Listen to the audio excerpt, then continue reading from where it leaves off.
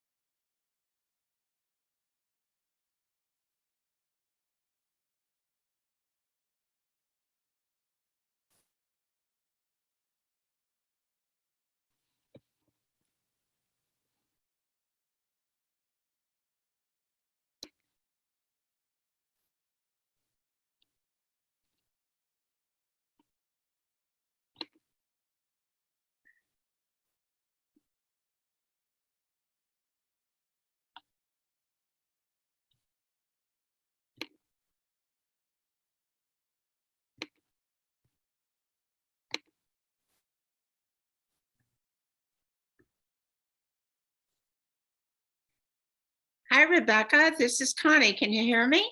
I can. Hi, Connie. How are you? I'm great. Thank you so much for doing this. Sure. We are being recorded, if that's okay with you. Yeah, that's fine. So my pastor can't make it, but I'm proceeding because we're so delighted that you're available. Of Um, course. So I'll introduce myself in a couple of ways. First of all, with regard to church, I'm an elder at the Catoctin Presbyterian Church in Waterford, and I chair the mission committee, and we are very interested in supporting literacy. We have a lot of retired and active teachers in our congregation, and they have a passion for literacy. We also have in our church, even though we're not a multicultural church, we have a passion for helping immigrants and migrants. So the other piece of this is that I'm enrolled at Union Presbyterian Seminary, and I'm taking a course called Stranger No More. And it's about forced migration and how we respond to that. And so this is going to become part of my class assignment. And it basically will be seen by my teacher. And so what we do at church is we've done this with several nonprofits. We've taken parts of the interview and shown it in our worship service. And it's been phenomenal for the congregation. So it has two audiences. And that's okay? That's fine. All right, perfect. Okay, so the first would be if you could tell me, the name of your organization and what your position is.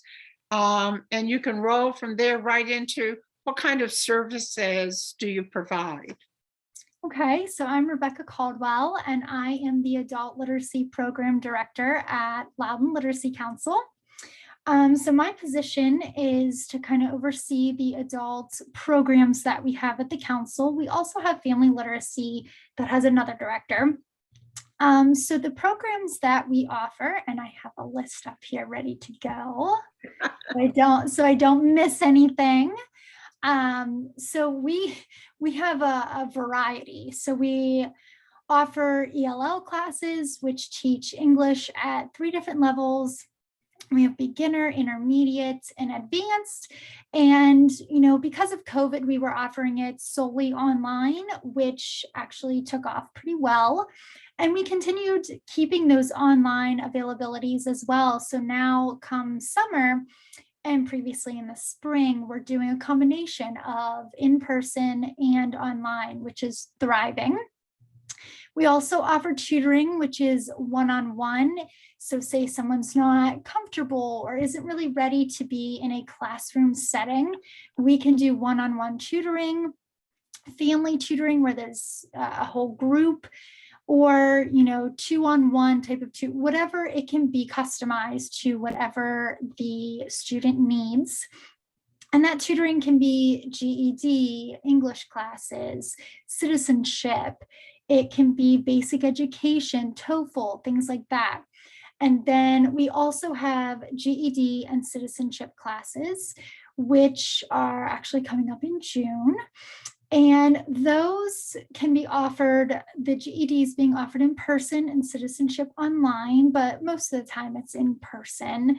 Then we also have job site and school success. So I'm kind of grouping these by each of our program assistants. So job site, school success is one program assistant, tutoring, GED, citizenship is one assistant. But job site is where a teacher goes into a particular job site that's, might need support in learning English, and it really helps them thrive in their position at work. And then school success is where, again, our teachers, volunteers go into different schools. Currently, we're partnered with Loudoun County Public Schools, where we go in and we help parents learn the school system, learn how to talk to teachers, talk to the principal, get on Parent View to see a report card, anything that involves the school setting and teaching them how to do that. And then we have health and financial literacy, which I think anyone can benefit from that. So health literacy is obviously teaching how to talk to your doctor, how to read a prescription bottle, just to make the visit with a doctor or a phone call even to the pharmacy or the receptionist at the doctor's office, just to make those phone calls a little more comfortable so they can better understand what the doctor and nurses are saying. And of course, if they're prescribed medications, what they're taking, why they're taking it, how much they're taking. And financial literacy is banking, budgeting, helping them learn to write a check, how to save for a home, how to get your credit score where you want it to be, all different things that are banking related, savings related. Like I said, we can kind of all benefit from that one, especially now with everything, going on with COVID. But then we also have stepping stones, which is kind of before the ELL. This is where students don't know any English and they solely speak in their native language. Maybe they're even learning still their native language. And this is a stepping stone, so to say, of how to start to get acclimated with living here and speaking English. And then once they get a little more comfortable with their native language, we can move them into the ELL classes that they want to sign up for. So that is a list of our programs. We have quite a lot, and we kind of offer anything we can to everyone that needs it. This is way more comprehensive than I thought. I guess I have a fairly narrow view of literacy, and I think of it as reading. Right. And this is much more life skills. Yes. In addition to literacy. Yeah. Of course, it's helping those immigrants and refugees acclimate to the US. And a lot of the statistic is like 50% of websites are in English. So it's, even using the internet. So it's important to help those refugees and immigrants to have a better life here. Yeah, I had a person, she actually did my nails, and she was Cambodian, and she had been in the country for maybe 10 years, but barely spoke any English. And I watched her struggle trying to get through things like getting her local taxes paid and doing local regulatory things. And it was a huge struggle. And I was unable to help her because she didn't understand me. And I think of Cambodia, and I could be wrong, but I think of that as one of the lesser prevalent languages. And so I didn't know anyone that I could offer to help her. That would be us. It broke my heart. It broke my heart watching her struggle with just basic words. Yeah. I have a personal connection too. My husband is half Filipino. So my mother-in-law is 100% Filipino, came from the Philippines. She's been here, 37 years, maybe longer than that. And she never really took it upon herself to kind of learn English. And it's kind of basic communication that she would have with her sons, or, kind of whatever she came across in her daily life to learn. There weren't really programs kind of back then to learn English. So even to this day, communicating with her on the phone or even in person is a little difficult, even after 37 years. Yeah, it's And yeah, it's remarkable. it truly is. Yeah. So that's kind of, my little background of having that bit of understanding. So, coming into this position, I completely understand the frustration of them wanting to understand, but not knowing how. And that's where we can step in and help them. So I have so many questions. yeah. My first one would be the people that are working for the council helping with literacy initiatives. Are they paid staff? Are they volunteers, or are they a mixture? So the ones that are the head of the program, so the program assistants at our council, they are paid staff. So the ones that are kind of overseeing all those ones that I listed, those are paid staff. We have, let's see, we have four. Make sure I 1, 2, 3. Yeah, we have 4 that are paid staff for the adult program. Of course, we have others that are on the staff as well, but our volunteers and our tutors, they're volunteers. They do not get paid for what they do. So we are blessed that we have them. We're very grateful. How many volunteers would you say you have? Oh, goodness. So just to give you a rough estimate of the past year, in 2021, we trained over 100 volunteers. Wow. Just for the adult literacy program. Overall, family and adult, we had 249. Wow. So we have a lot of volunteers, and a lot of those volunteers volunteer in multiple programs. So not just ELL, not just tutoring, they do a variety. So we're very thankful. So would a volunteer need to know the client's language? So would someone helping another person in Spanish need to also be fluent in Spanish? Or to get more exotic, my Cambodian example, would you need to find a Cambodian speaking volunteer? Or is it mainly you have a technique that teaches the English languages without getting into the native language? Right. So specifically our ELL classes, we make sure to not speak in their native language, because they're English classes. We want to make sure we're teaching them English. And so we want to kind of shy away from, because their natural kind of thought is to just answer in their native language. And we want to make sure we have visuals. Visuals is a huge thing, modeling what we're saying, what we're doing. Repeat ourselves. So there's a statistic that it takes 17 times, whether native language or someone like us that, speaks English, that no matter what it is, it takes 17 times for the brain to really grasp it. So whether that's learning English, learning a different language, learning a concept like a math concept, it doesn't matter. 17 times is the number.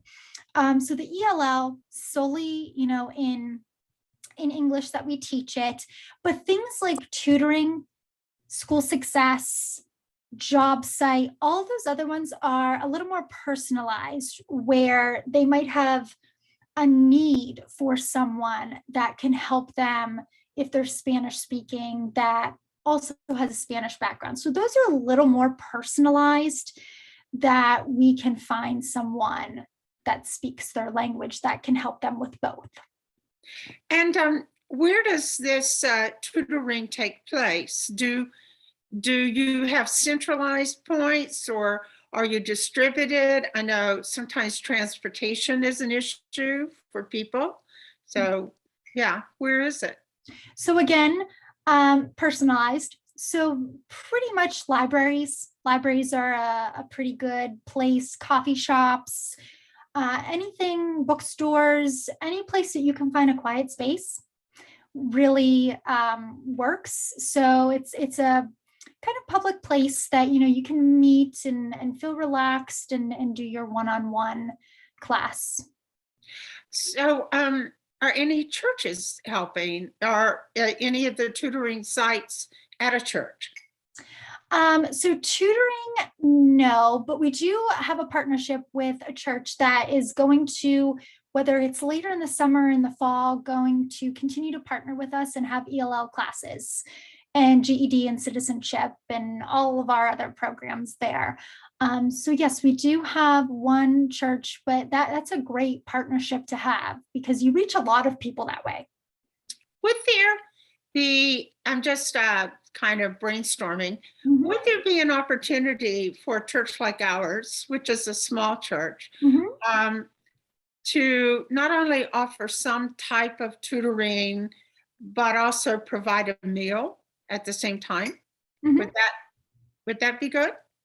Yes, so the meals coming from the church, From the yes? Okay, and then we would do the tutoring. Yeah, absolutely. We could partner with you to do tutoring, and then, you could potentially find the tutor if you would like, or we can pull from our kind of list of tutors, whatever works. We would have a conversation about that, but of course, we could have tutoring.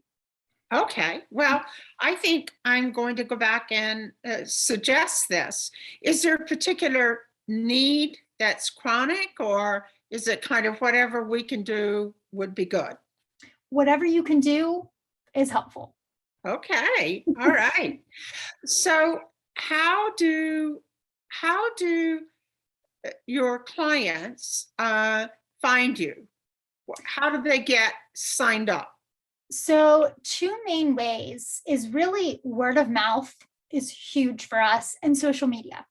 So, we're on Facebook, Instagram, Twitter, our website, and that is really where our students find us to sign up because every day we have, if you look on our Facebook, just Loudoun Literacy Council, we have flyers that we're posting, upcoming classes, links for registration. We make it um, really easy for them to get online and click a link. And of course, if they need support, say they're a native language speaker of other than English, they can of course call the office and we help them walk them through registration online. So that's an option too. Um, uh, that's uh, that's really, the whole thing is fascinating to me. I see all sorts of possibilities for us.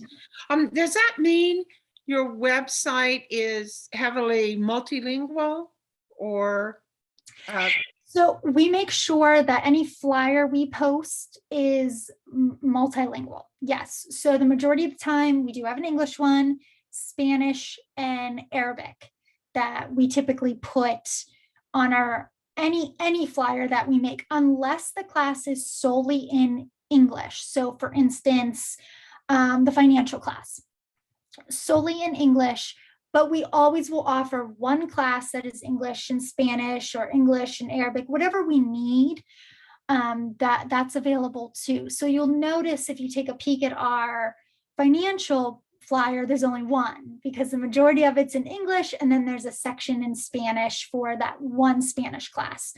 But our ELL, all the other ones have multilingual flyers. Now, GED and citizenship is also something that's solely English because that's expected of like go through all the ELL classes.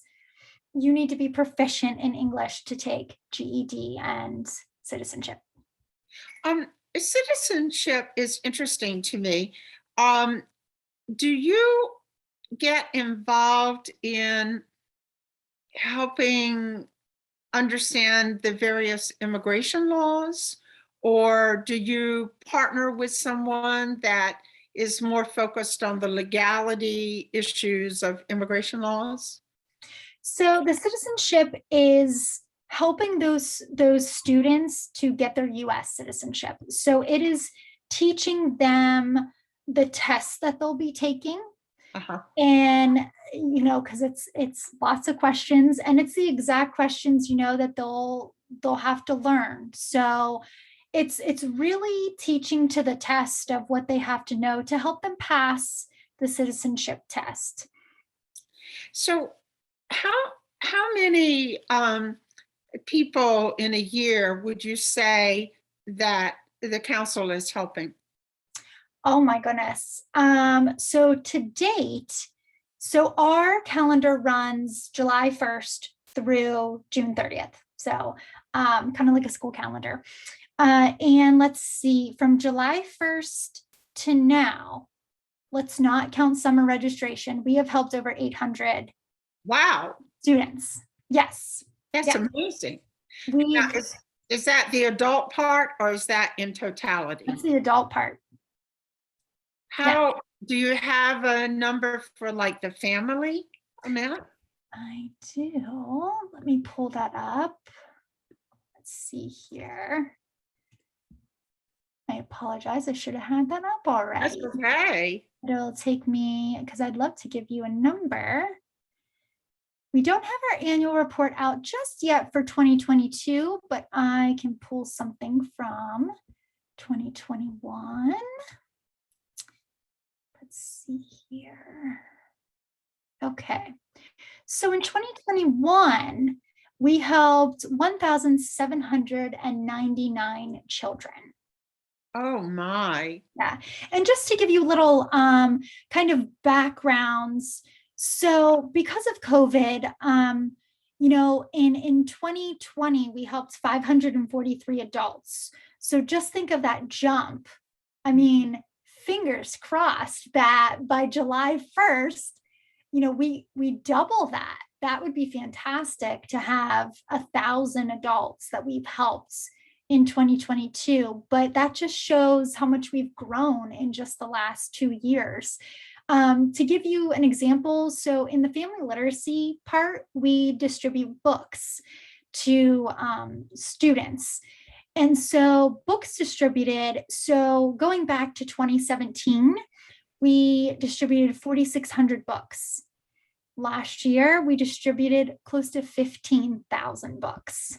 And are those children's books or adults books or everything? Yes. Children's books that they go, there's lots of different programs with family literacy as well, that those books go, you know, to help those children read that might not have access to books.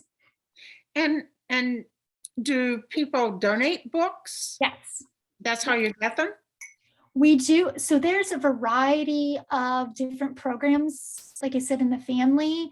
So that would be, you know, book donations. Those are donated.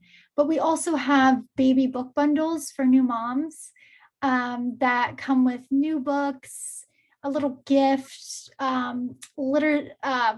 paperwork on like literacy, why literacy is important in the early stages. So we have those as well. So I am positive that my church would like to donate books and help with the baby books. So if you could ask someone to send me something, Absolutely. I'll get that started. Absolutely. That would be, so it's actually our interim executive director. She's also our family literacy director, Tanya Bassi. I think that's who you were originally chatting with. Yes. She, I will connect you to again and move forward with the baby book bundles and donations. Perfect. And interim term, I mean, not immediate, but not in the long distant future. I think we would look to explore how to help with tutoring at our church and provide a meal. So it could be family tutoring or adult tutoring. And but my church has deep roots in farming and food and cooking. So that's why we'd like to give the meal with it. Yeah, that's great. Yeah. So you mentioned Spanish and Arabic. Those are the main languages that you have demand for? Yes, those are the main ones. So we have a top 5. So we have Spanish is number 1, and actually Urdu is number 2. Arabic is 3, Farsi, and then French. So those are our top 5. But yes, Spanish is kind of our number one, but Arabic is a close number two. Is Urdu, does that represent the recent Afghan refugees, or has this been kind of a constant? It's been a constant. Yeah, we haven't, that doesn't include current, but that's based on past registrations. That's been, number two. So I'd be curious to see for our 2022 if that switches, if Arabic and Urdu kind of switch, because we did notice an uptick in that. So I will be able to let you know when we do the next report. And I'm interested in French. Is that coming from Haitian refugees, or what other country would it involve? So we don't have a ton recently. So I am actually fairly new to the position. Ah. So yeah, I've been here since January. So previous registrations, I'm not sure which areas. I can look. Let's see if I can look on our thing here. But we're not seeing too much now in French. But what's kind of cool is our ELL program assistant that we have. She speaks English, French, and Arabic. So she is a great addition to our team that has, the ability to speak all of that. But I'm just looking here to see if there's any numbers for recent. Let's see, it doesn't list countries. It lists different zip codes that these students are coming from. Yeah. But no, that would be something I would need to look into. Yeah. Mhm. It could be Middle Eastern or Yes, Africa. Yeah. yes. I'm thinking Africa too, because that's where our program assistant is originally from. She's from Algeria. Yeah. So yeah, that area there, would be my guess of where they would be coming from. I have a friend who is French and grew up in Lebanon and is fluent in English, and I'm going to recommend her to you. That'd be wonderful. Yeah, I definitely am going to do that. So can the council help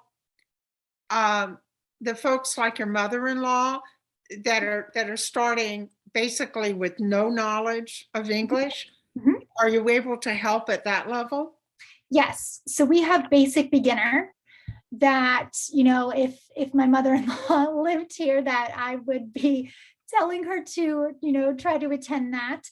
But yes, we have basic beginner that, we would find a volunteer that would kind of be a personalized situation where if the majority of them speak a different language, that would be, we have beginner, that'd be basic beginner, lots of visuals, lots of modeling, lots of, basic, it's really like you said earlier, life skills that we would be teaching, using anything we can tactile to be able to show them how to speak English. Is there any tool that you use like Babbel or something like that? Or is it all person to person? So we have a program called Ventures that we use that comes with a workbook and a textbook for the students. And then of course a teacher's manual, and it goes through, we have 5 different levels for that book. So it's just based on whatever class that the teacher is teaching. They get the manual, every student gets a workbook and a textbook, and they don't have to live by the program. It really teaches you, okay, this week we're teaching grammar. This week we're teaching the weather or months of the year, things like that. It guides you to what needs to be taught, but we tell our teachers, base it on what the students need. If you see they have a need for grammar, or the majority of the class wants to learn fluency as opposed to they're good with spelling, they're good with grammar, they just want to learn how to fluently read, that'd be more of an advanced class. But if that's their goal, then you can tailor the program to what the students need. And then there's online resources that they can provide. Of course, teachers talk with one another, swap resources, and we're here as well. We have a library full of resources in our office that teachers can come to and grab and make photocopies, whatever they need. And of course, us that they can utilize as well. And you're located at Potomac Falls? Yes. Okay. Right by the post office in Sterling. So do you ever have experiences where the person that is taking classes with you has some problem or anxiety or something in addition to language that is pressing on them heavily and you need to get other people involved? Does that happen or not really? Not really. If of course, speaking a different language, you're going to have anxiety coming to a class or anything, and that's why we can tailor it more. That's why if a teacher is noticing, okay, student A is really showing anxiety in a classroom setting, we would offer one-on-one tutoring. Would that be better? To kind of help the student ease the anxiety, because I would be anxious too. If I was sitting in a class learning Spanish or French, I would be very nervous too. So that's how we kind of help our students if need be. This summer I have to take Hebrew and I have high anxiety. I understand. I'm getting a grade on it. I give these students so much credit because they have more courage than I would ever have to step into a class. So we give them so much credit on wanting to learn English, after moving here. So is there sort of an average amount of time it takes for someone to become proficient enough to have life skills in English? Or is it completely depends on the situation? It depends. I think it depends on the situation. Now, if somebody's at more of an advanced level already, our classes are 12 weeks. So you could say if somebody's advanced, we give a test. So we give a pre-assessment and then we give the same test again at the end. So we can see the progress that they have made. And then from there, we can say, oh, it'd be helpful if you took the class again, or you're ready to move up, or if it's advanced, you're good to go, or we could provide additional resources beyond that. But really it's based on, after those 12 weeks, where are they from pre to post assessment, and kind of assess from there. Because a lot of times, a student will undervalue themselves or sometimes overvalue themselves. It depends. Sometimes they'll think I'm really proficient in English and put themselves in advanced. And then after the test, we realize maybe we should start with intermediate. Or sometimes they think I don't know any English and they put themselves in a beginner and they're advanced. So it's a lot of juggling around in the beginning, and it's really based on how they feel, how we feel at the end after looking at the post-assessment, whether they're ready to move on or not. So long story short, if I had to give you a number, it's 12 weeks and then we reassess. Are you good? Or should we continue, move up? That type of assessment.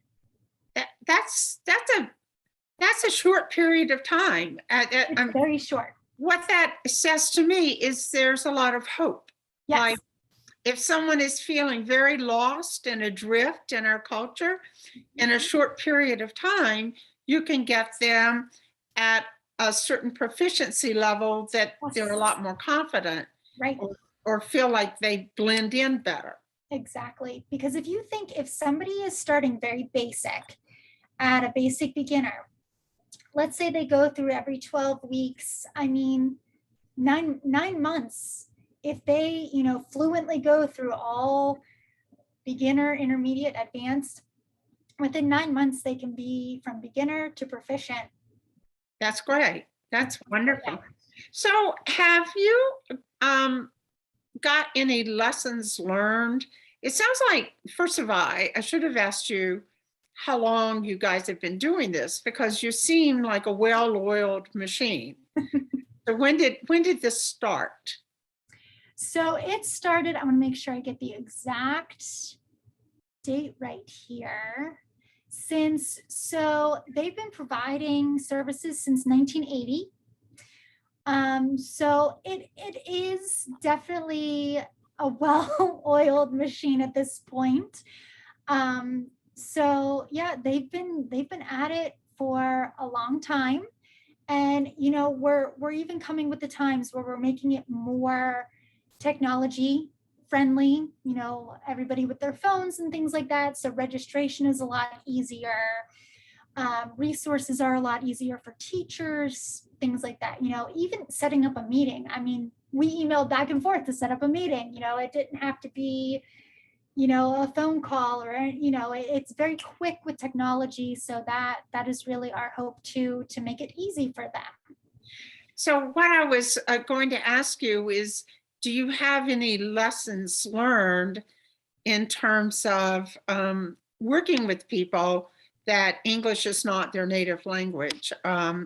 If you were talking with a person who wanted to be involved, is there any kind of lesson learned that you maybe would have done something one way in the past and now you do it a different way?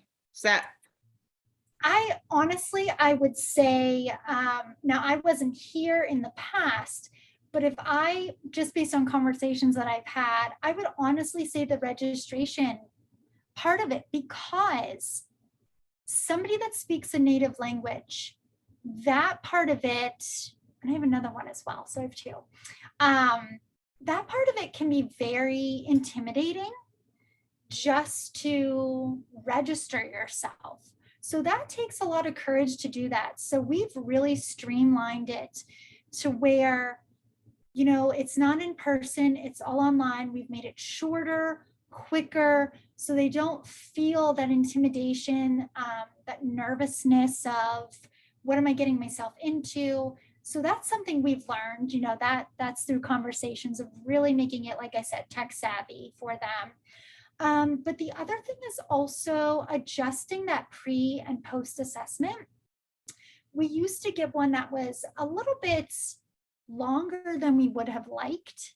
So we're adjusting that now to see that it doesn't need to be so long and, again, intimidating. Because let's face it, people have test anxiety. I had test anxiety in school. I mean, I can relate to that. We want to make it short, easy, quick for them, so that, you know, their initial, between registration and the pre-assessment, we don't want that initial meeting with us to be so intimidating and frustrating that they don't come back. Right. You know, so we're really trying to make it as easy and quick as we can, so we can get the classes going, and, you know, we can have them come back class after class, because if they see that it's streamlined, they see that it's easy, they're going to want to come back. Have you ever had a student that turns into a tutor? Yep. Do you have any kind of stories about successes with people going through the program? And I think that would be the ultimate, is to go from student to tutor. So there's one in particular that I had the pleasure of interacting with this past semester.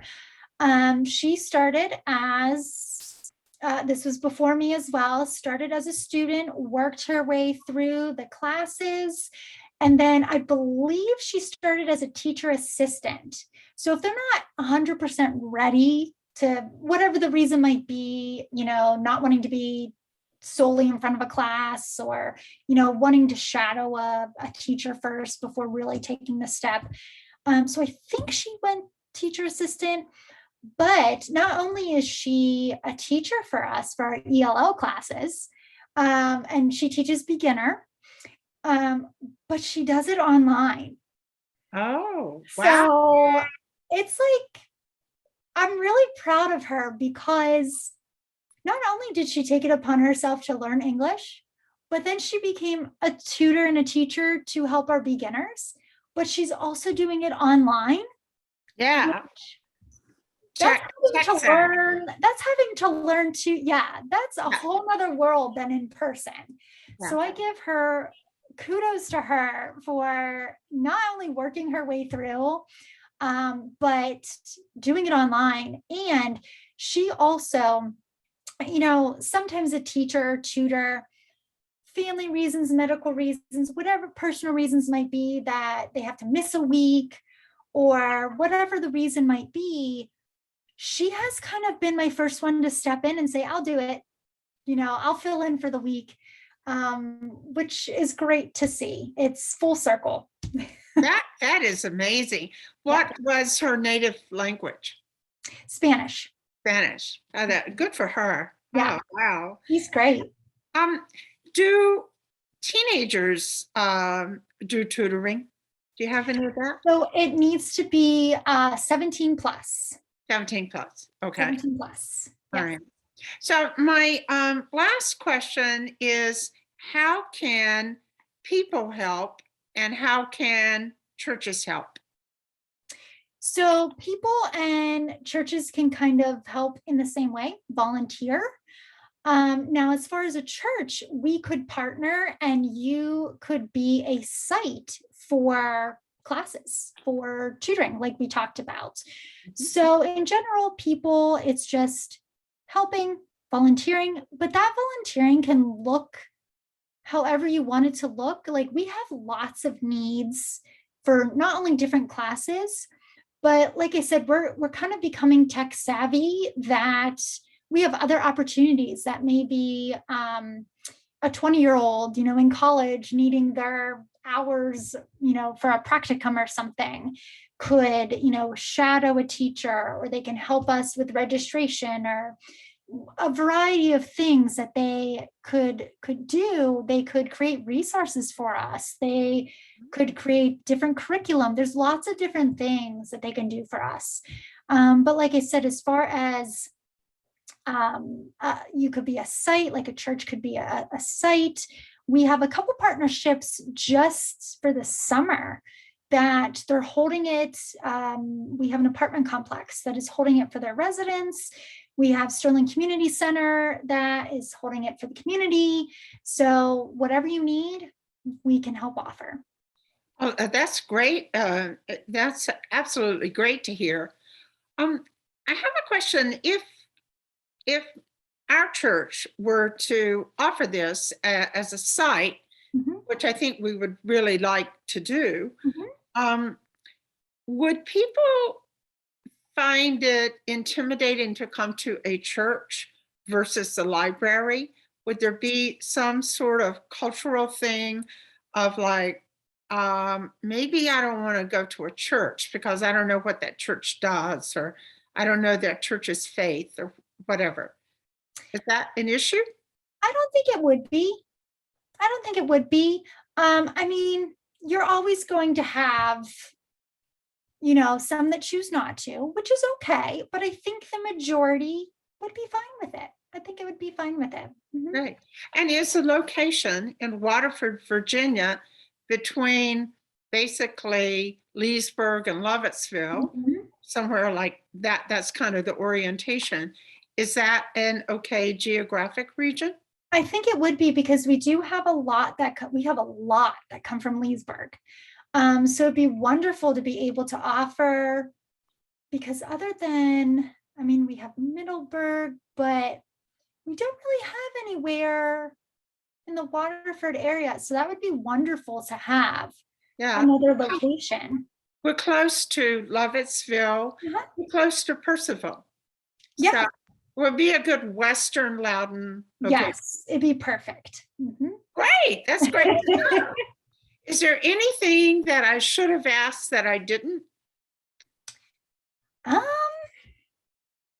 I mean, you mentioned a lot of things. Yeah. Oh, you know what? I do. So I have a whole presentation that, because we have one thing you didn't ask, we have a teacher training coming up. That we have teacher trainings in person every other month, and we have a teacher training online via Zoom every other month. So this coming Saturday is one at Cascades Library from 10 to 1. So if anybody's interested, I mean, they can register. It's on our website. It's also on Facebook. But if they just want to pop in and learn, if not, we have another one on June 25th coming online. So be on the lookout if you need a little bit more time to relay information to your people. June 25th would be a good one. But the teacher training, so one question that wasn't asked was, do we train our volunteers? And we do. We have a whole 3-hour training where we actually have two separate, a training and then an orientation. So the training is going over how to teach adults English, different resources,